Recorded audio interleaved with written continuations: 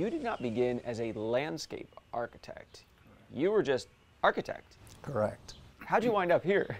So I went to the University of Illinois to study architecture as an undergraduate, and then worked for a couple of years in Chicago and worked on tall buildings. So very different than what we're dealing with here. So after that experience working in Chicago, I went to the University of Virginia to get a master's degree in architecture. So to continue my education there.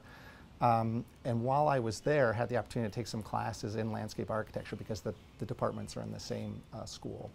And had a couple really great professors there that you know, kind of gave me a window into what landscape architecture could be. And I found myself really connected to it, and really connected to this idea that what you're designing is changing over time, which is really complicated. In architecture, we build it, we kind of step away and photograph it, and for the most part, it stays how you designed it. Yeah. You're thinking about the house, the wood, the street, the runoff. There are so many different pieces that, as a landscape architect, you have in mind. So we're thinking about the planting, we're thinking about how to create space, how to create emotion, but we're also thinking about things like stormwater. Okay, where is the runoff going from the downspouts? In DC, it's really critical that we capture that rainwater on site so it's not going into the storm sewer and contributing to the combined sewer overflow problem that we have. We're looking at native habitat. So we've had incredible habitat loss all throughout the country. So how can we provide native plants for native pollinators, other species that may be in decline that we know is such a problem for really not only them, but for us as human beings on planet Earth. You know, there's a lot of landscape architects working on things like climate change, climate resilience, where seawater is rising. Okay, how can a garden or a landscape respond to rising sea levels? For me, that's looking at a really challenging problem and being adaptive and responsive to it, not only right now, but 20 years from now, 50 years from now. What does that place look like, and how can we be a part of the ongoing solution in communities that are struggling with some of these challenges? How much do you, I guess, always just say this is what we're working with, or do you ever recommend adjustments to what's already there? So most of the time it's about integrating the landscape architecture and the architecture. We call these enriched edges. How do we make a comfortable spot outside that's a part of the garden and a part of the architecture?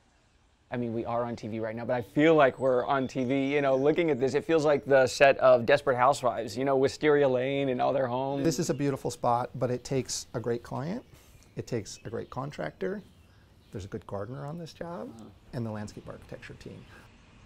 Can you show me around this project to show me how you did it? Yeah, absolutely. So here we've got the purple alliums coming up, and they're kind of doing their thing, putting on a beautiful show here, nice purple flower. These are just starting to die back.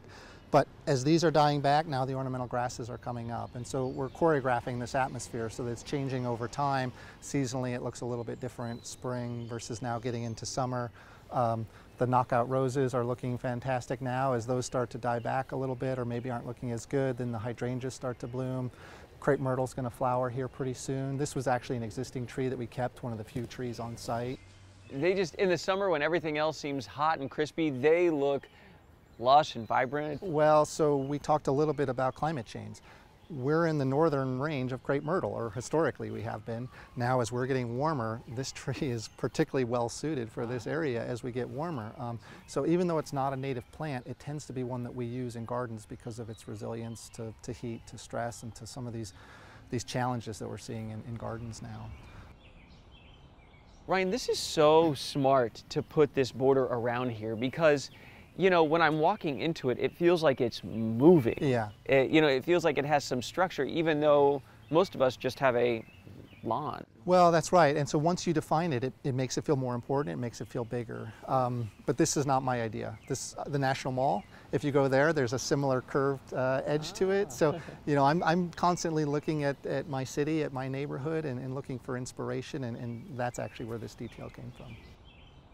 You guys have thought of everything back here. We've tried to. Of course, as we spoke about before, nature's a complex beast, and you can't think of everything, and you shouldn't try and think of everything or try and control everything because you'll lose every time. But I think you can be adaptive and responsive and certainly use your experience to create the best atmosphere possible.